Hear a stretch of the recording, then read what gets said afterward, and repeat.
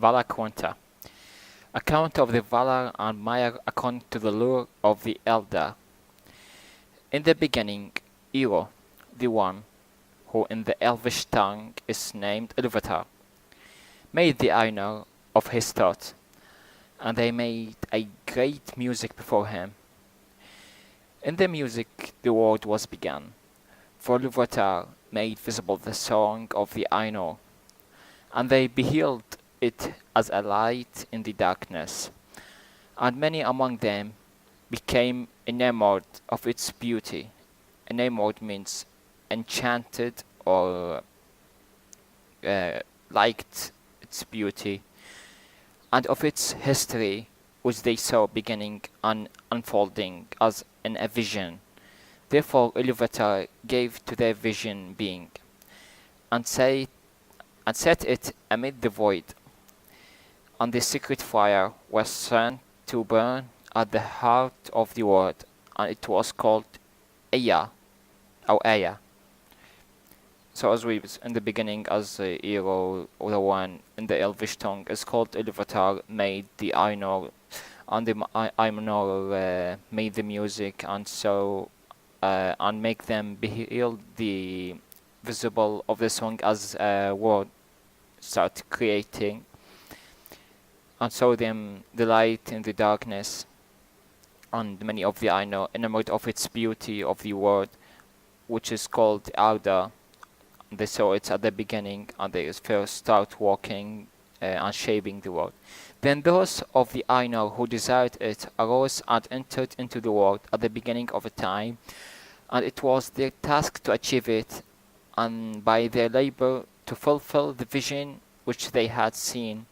Long they labored in the regions of Aya, which are vast beyond the thoughts of elves and men, until in the time a point was made Arda, the kingdom of earth. Then they put on the raiment of earth and descended into it and dwelt therein. Of the Valar, let's talk about the Valar. The great among these spirits, so we have many spirits. Al-Attar made many spirits when the creating of the world. First, the Valar, the first thing before the world. The great among these spirits, the elves name the Valar. The elves name them the Valar.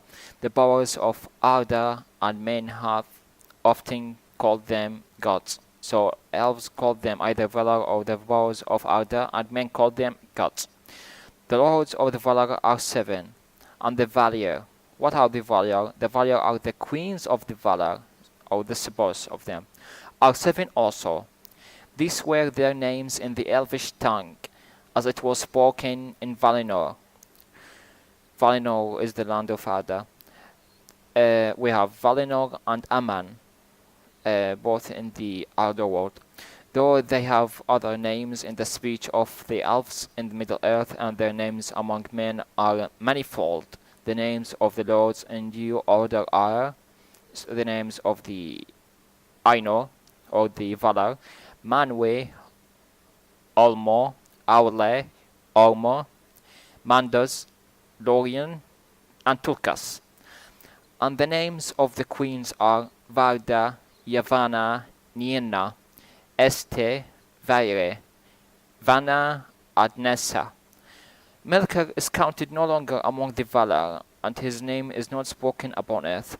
The Valar are the good, or not the enemy, are the good of the, or what are related to the elves and men. Melkor was before Ainur, and he was descend to them. He isn't considered as a Valar, or like the other Arnor. It was considered as the enemy. Manwë and Melkor were brethren in thought of Al-Attar, and the mightiest of those Ainur who came into the world was in the beginning Melkor. So the greatest one was Melkor, but Manwë is the dearest to Al-Attar and understands most clearly his purposes. He was appointed to be, in the fullness of time, the first of all kings, lords of the realm of Arda, and ruler of all that dwell therein. In Arda his delight is in the winds and the clouds, and in all the regions of the air, from the heights to the depth. from the uttermost border of the border of Arda, to the breezes that blow in the grass. Solomon, he is surnamed the Lord of the breath of Arda. All swift birds, strong of wind, he loves. So we have also Solomon, he is surnamed Lord of the breath of Arda, the second one after Manwë. All swift birds, swift means higher speed or higher speed based birds, strong of the wing, he loves these things, and they come into go at his bidding, as his attendance means. With Manwë dwells Vada, Lady of the Stars, who knows all the regions of Aya.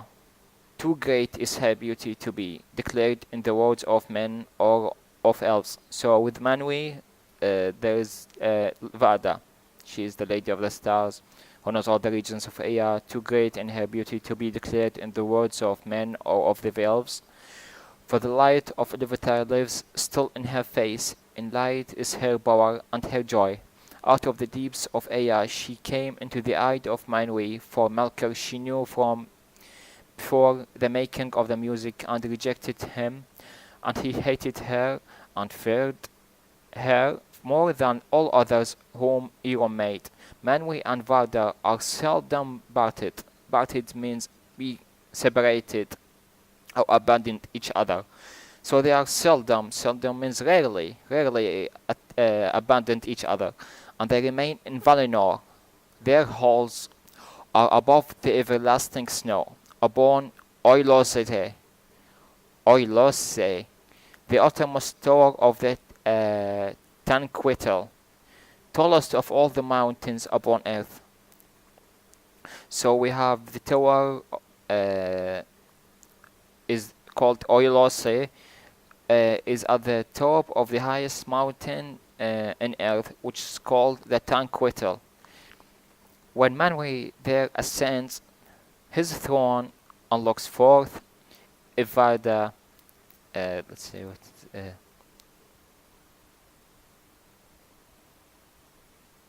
Yes.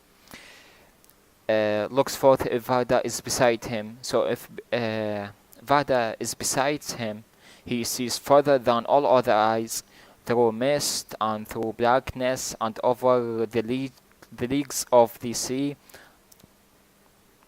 Leagues means the gathering, through the leagues of the sea. And if Manwë is with her, so if Manwë was with Vada also, Vada hears more clearly than all the others ears the sound of the voices that cry from east to west, from the hills and the valleys, and from the dark places that Melkor has made upon earth, of all the great ones who dwell in the worlds.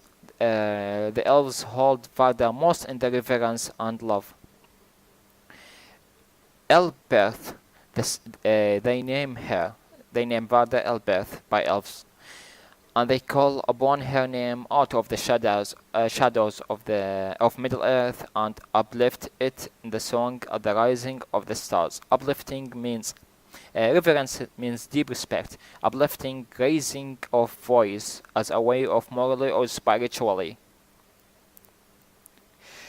Now we have Armour, is the Lord of waters. He is alone, he dwells nowhere long, but moves as he will in all the deep's water, above the earth or under the earth. He is next in might to Manwë, and before Valinor was made, he was closest to him in friendship, but rather thereafter he went seldom to the councils of the VALA. So he wasn't going always to the council of the VALA, where all the good Ainur are gathering there, unless the great matters were in debates between them. For he kept all Arda in thoughts, and he has no need of any resting place. Moreover, he does not love to walk upon land, and will seldom clothe himself in a body after the manner of his birth. If the children of j.r.r beheld him they were filled with a great dread for the arising of the king of the sea, because he's the king of the sea. So when children of Ego, elves and men see him, they are in a great fear or dread, because he's the Lord, king of the sea. And the woven sea sometimes was terrible as a mounting wave that strides to the land with dark helm,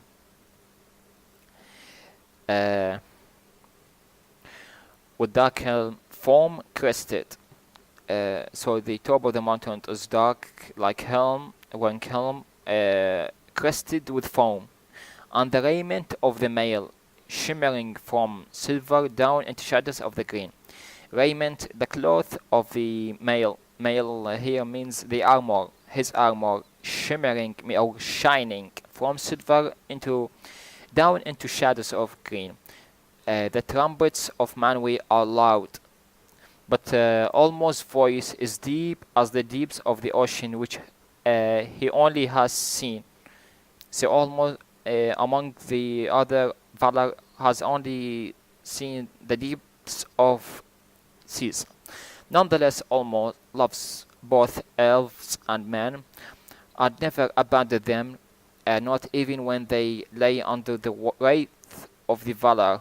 At times he will the same here, came unseen to the shores of Middle Earth, or pass far inland up Firth of the sea. Firth means a narrow inlet of the sea, on estuary.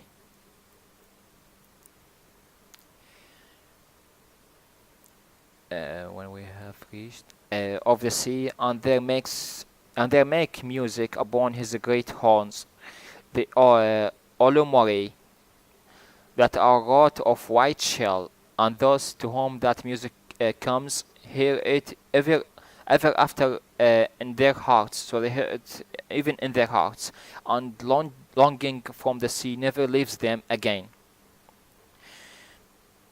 Longing means the craving or showing yearning, desire to the sea, never leaves those who hear Olumori. But mostly Olmo speaks to those who dwell in Middle Earth with voices that are heard only as the music of water.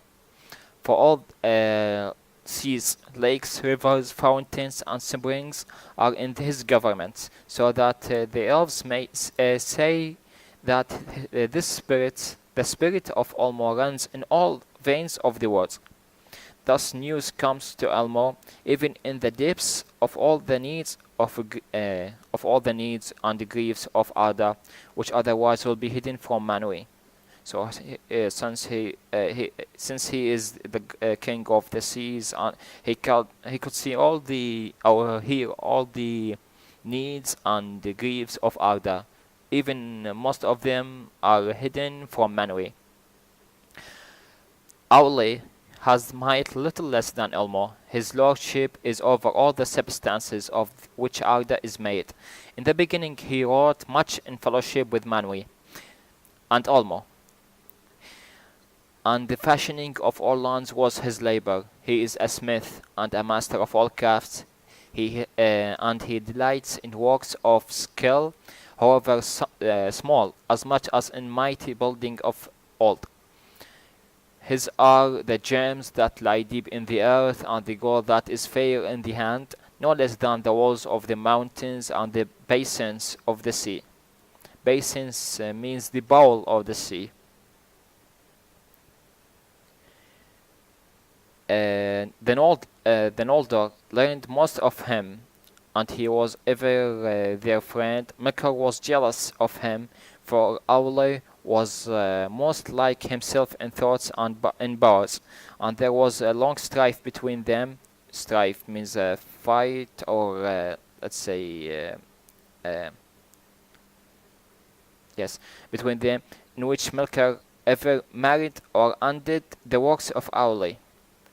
Married means impair or disfigure, or undid Yes, it's the same meaning. The works of Auli, and Auli grew weary in repairing the tumults and the disorder of Melkor.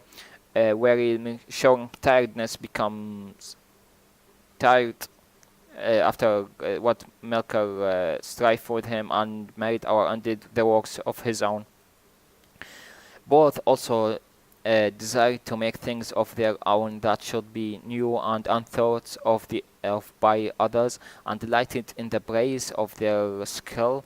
But Auli remained faithful to Ero, and submitted all that he did to his will. And he did not envy the works of others, but sought and gave counsel, whereas Melkor spent his spirits in envy and hate, until at last he could make nothing save in mockery of the thoughts of others, and all the works he destroyed if he could. So he was doing mockery of Melkor, spent his spirit in envy and hate, make nothing save, destroying a lot of others' work. The spouse of Auli is Yavanna, the giver of fruits. She is the lover of all things that grow in the earth, and all the countless forms she holds in her mind. From the trees like towers in a forest long ago to the moss upon stones. Moss is a type of plant. The small and secret things in the mold. In reverence, Yavanna is next to Varda among the queens of the VALA. Varda, as we said, the queen of the stars, she is with Manwë, and Yavanna is the next one to Varda, as in the queens of VALA. In the form of a woman, she is tall and robed in a green, but at times she takes other shapes. Some there are who have seen her standing like a tree under heaven, crowned with the sun, and from all its branches there spilled a golden dew, small drops of water, upon the barren earth. Barren dry land. And it grows green with corn, but the roots of the tree were in the waters of Armour, and the winds of Manwë spoke in its leaves. Kementuri, the queen of the earth, she is surnamed in the Alderian tongue. Aldering refer to the Eldar, or the elves, firstborn of elves tongue. The Fianturi, masters of spirit, are brethren, and they are called most often Mandos and Lorien. Yet these are rightly the names of the places of their dwelling, and their true names are Namor and Armour. So Namor and Armour are called Fianturi, and the places they live in are Mandos and Lorien. Namor the elder dwells in Mandos. So Namor is the elder one, or the bigger one than Armour, and dwells in Mandos, which is westward in Valinor. He is the keeper of the houses of the dead, and the summoner of the spirits of the slain, or the slaughter of the dead, let's say, slaughter of the people. He forgets nothing, and he knows all things that shall be, save only those that lie still in the freedom of Al-Attar. He is the doomsman, let's say, the king of the death of the VALA. But he pronounced his dooms and his judgments only at the bidding of Manwë. So he will not consider or do anything related to the dooms unless telling Manwë, or the attendance of Manwë. Vairi, the weaver, is his spouse. So Vairi, the weaver, the spouse of Namor, who weaves all things that have ever been in time into her storied webs, and all the halls of Mandos that ever widen as the age passes are clothed with them. Armour, the younger, is the master of visions and dreams. In Lorien are his gardens in the land of the Valar, and they are the fairest of all places in the world. Lorien.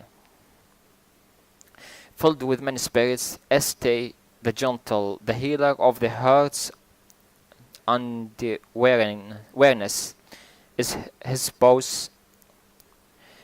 So Este, the spouse of Armour, as we said before, that Namor, his spouse, is called Vairi. Yes, grey is her raiment, and the rest is her gift. She walks not by day, but sleeps upon an island in the tree-shadowed lake of Laurelian. Laurelian is like a lake that has a tree shadowed most of it.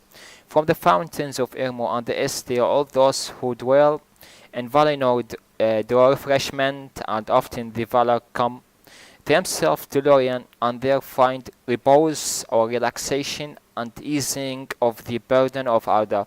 After the VALA got tired of Arda, they came to the Armour lands and Este to withdraw refreshment and easing them and repose. Mightier than Este is Nienna, sister of the Fiantori. She dwells alone. She is acquainted with grief and mourns for every wound that Arda has suffered in the marrying of Melkor. After this figure of Melkor, sorrow, great was her sorrow as the music unfolded, that her song turned into lamentation or lights long before its end, and the sound of the mourning was woven into the themes of the world. Sound of mourning. What is the? Yes. Sound. The sound of mourning was woven into the themes of the world before it began. But she does not weep for herself. She does not cry for herself, and those who hearkened to her learn pity and endurance and hope.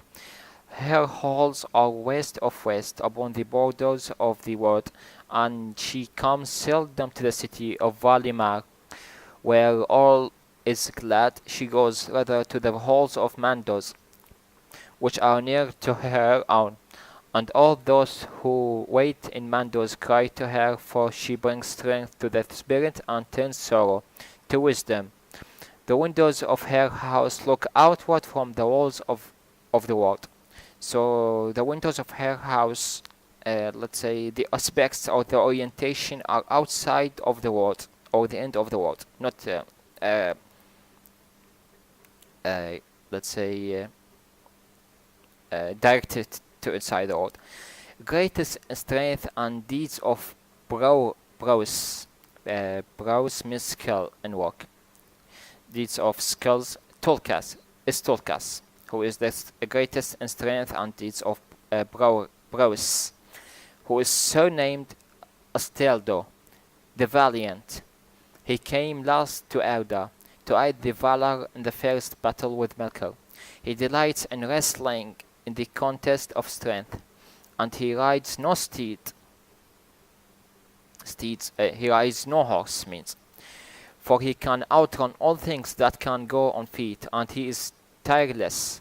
His hair and beard are golden, his flesh ruddy. Ruddy means red, the skin is red. His weapons are his hand, and he has a little heed for either the past or the future. Heed means attention or awareness. And he is of no avail as a counselor, but he is hardy friend. He is not regarded as a counselor, but he is a hardy friend. His spouse is Nessa, the sister of Orome, and she also is lithe and fleet-footed. Lithe, thin and supple, and let's say elastic. And fleet-footed means she is fast. Her deer she loves, so she loves deers, and they follow her trace. Let's say the meaning. whenever she goes in the wild, but she can outrun them, outrun the deers. Swift as an arrow with the wind in her hair. In dancing she delights. So she finds a joy in the dancing, and she dances in the Valimar on lawns the grass of never fading green. Orome is a mighty lord. If he is less strong than Tulkas, he is more dreadful in anger, whereas Tulkas loves ever, in a sport or in a war, and even in the face of Melkor he loved in battles before the elves were born. Orome loved the lands of Middle-earth, and he left them unwillingly, and came last to Valinor. And often of old he passed back east over the mountains, and returned with his host to the hills and the plains. Hills and the plains are the lands or the lands that are same in level. Delights in horses and in hounds. Sorry. He is a hunter of monsters and field beasts. Field beasts, and he delights in horses and in hounds and all trees he loves, for which reason he is called Aldaron, and by the Sindar Tyron, the lord of the forest. And Nahar is the name of his horse, white in the sun and shining silver at night. The Valaroma is the name of his great horn, the sounds of which is like the upgoing of the sun in a scarlet, or the sheer lighting cleaving the clouds. Another meaning, the lights that spills or pass through the clouds. And when the sun is turned into a scarlet or red color. Above all the horns of his heart, it was heard in the woods that Yavanna brought forth in Valinor.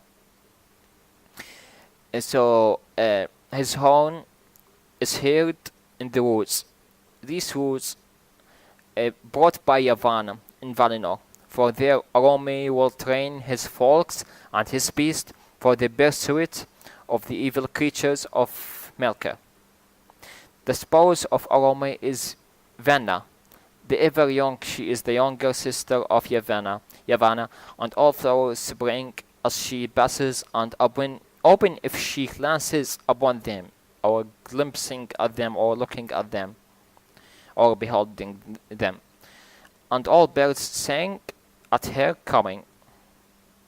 These are the names of Valar and the Valir. The Valar are the Ainur that sent to the world, and Valir are the queens and others, of the Valar.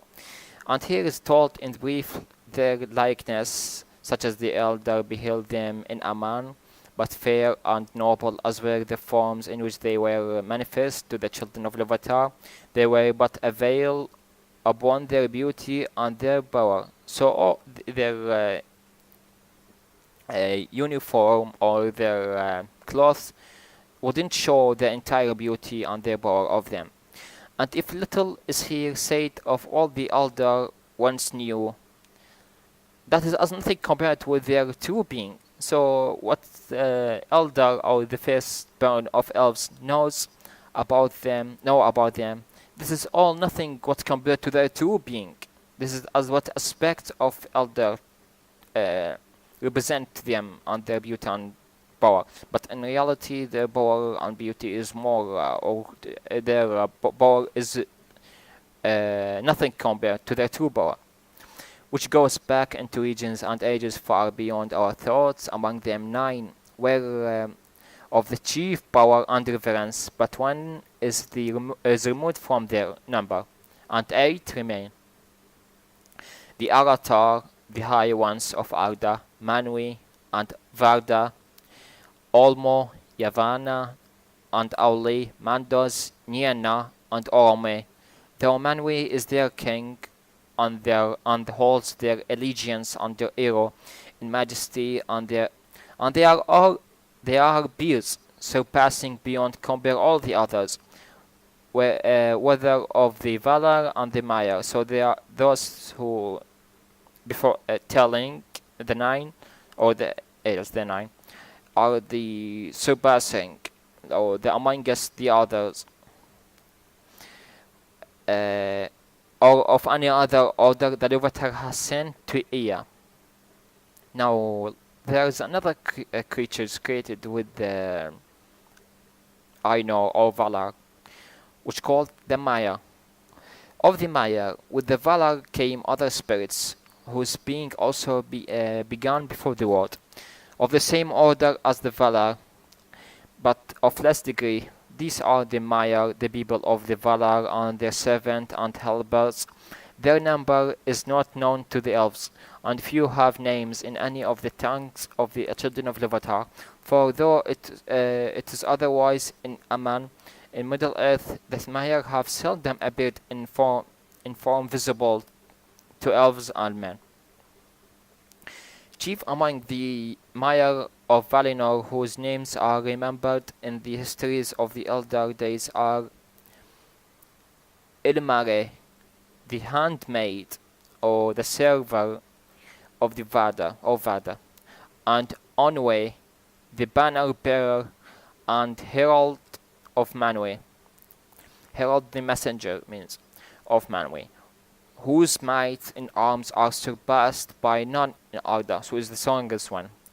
But of all the Maiar, Ose and Onen are the best known to the children of Ilúvatar. So Ose and Onen are the best of the Maiar known to the children of Ilúvatar. Ose is a vassal of Armour, and he is master, or let's say servant of Armour, or his help hand of Armour, and he is master of the seas that wash the shores of Middle Earth. He does not go in the deeps, but loves the coast and the isles or the islands, and rejoices and delights in the winds of Manwë. Rejoices, as we say, is the delight, the winds of Manwë.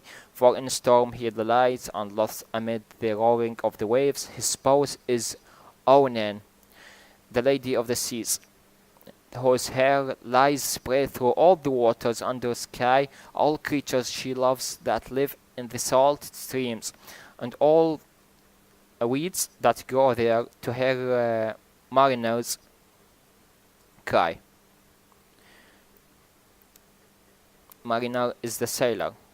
So to her, all the creatures she loves salt in the stream, all the weeds that grow here. To her mariners cry, so to her sailor on the sea cry. For she can lay calm upon the waves, restraining the wildness of Ose. The Númenorians lived long in her protection, and held her in reverence equal to the Valar. Melkor hated the sea, for he could not subdue it. It is said that in the making of Arda he endeavored to draw Ose to his allegiance, promising to him all the realm and power of Elmo if he would serve him. So it was that long ago there arose a great tumult in the sea that wrought ruin to the lands. But Owen, the spouse of Ose, at the prayer of Our Lady, restrained Ose and brought him before Elmo, brought him away from Melkor before Elmo interfere and also help him. And he was pardoned, or means forgiven, or excused. Yes. And returned to his allegiance, to which he has remained faithful for the most part. For the delight in violence he never wholly departed from him, and at times he will rage in his willfulness without any command from Elmo, his lord. Therefore, so Elmo, the lords of Ose, and he never departed from him, and sometimes he will rage in his willfulness without any command from Armour. Therefore, those who dwell by sea or go up in ships may love him, but they do not trust him because he rages a lot. Mylian was the name of Maya, who served both Vanna and Este. She dwelt Vaiana and Este. She dwelt long in Lorien, tending the trees or taking care of the trees that flower in the gardens of Armour. Means before she came to Middle Earth. Nightingales sang about her wherever she went. Nightingales are kinds of bird. Yes. Wisest of the Maiar was Olorian. He too dwelt in Lorien, but his ways took him often to house of Nienna, and of her he learned pity and patience of Nienna. Of Mylian much is told in the QUENTA Silmarillion, but of Olorian the tale does not speak, for the thought he loved the elves, he walked among them, unseen or in forms as one of them, and they did not know whence came or when he came.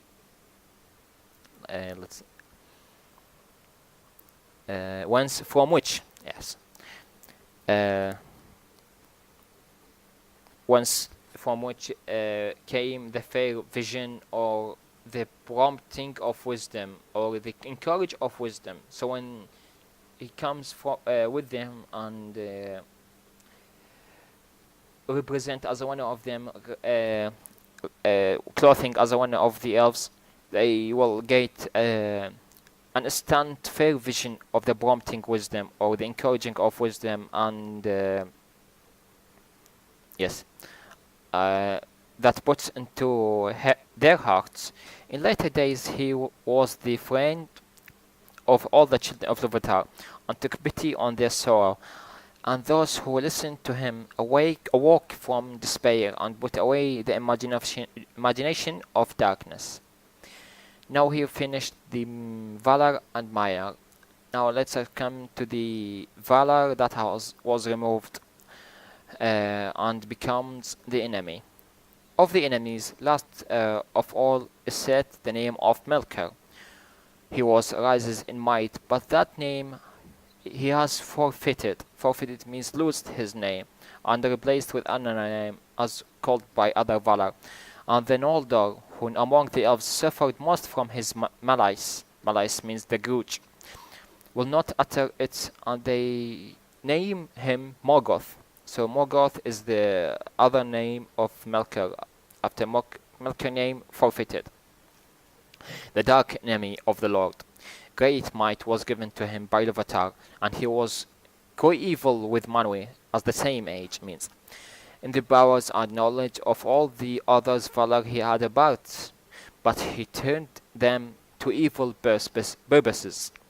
So all the knowledge and the power turned into evil purposes, and he squandered his strength.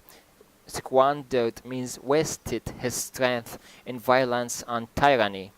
For he coveted Arda, means he enchanted or liked Arda, and all that was in it, trying the kingship of Manwë and dominion over the realm of his birth, wanting to take the kingship from Manwë, and has the dominion over all the realms that took by his birth, or the Valars. From splendor he fell through arrogance. He was a splendor, but he fell through the arrogance and to contempt. Arrogance means let's say bold and liking himself and wanting everything to him, taking all the goods from the children of Al-Attar to himself, to contempt for all things save himself. A spirit wasteful and pitiless, doesn't have a pity. Understanding he turned to subtlety. Subtlety means completely in a perverting to his own. Well, all that he would use until he came a liar without shame. He began with the desire of light, but when he could not possess it, he was trying to take the desire of light, but he couldn't possess it for himself alone. He descended through fire and wraith into great burning, down into darkness, and darkness he used most in his evil works upon Arda, and filled it with fear for all living things. Everyone in Arda is filled with fear from him, from the darkness, because it's filled with anger and evil by Melkor, or Morgoth. Yet so great was the power of his uprising that in ages forgotten he contended with Manwë. Contended means combats with Manwë, and all the Valar, and he through long years in Arda held dominion over most of the lands of the earth. So after long years in making of Arda, he was able to hold dominion over most of the lands of the earth, or took most of the lands of the earth. But he was not alone in evil, let's say. For of the Maiar, many were drawn to his splendor in the days of the greatness, and remained in the allegiance down into his darkness, and other has corrupted afterwards to his service with lies. I remained in the allegiance into down into his darkness, and other are corrupted afterwards to his service with lies and treacherous. Treacherous means deception or deceive.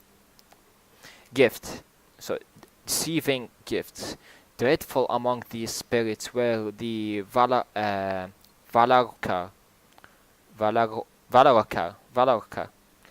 the scourges of fire, or the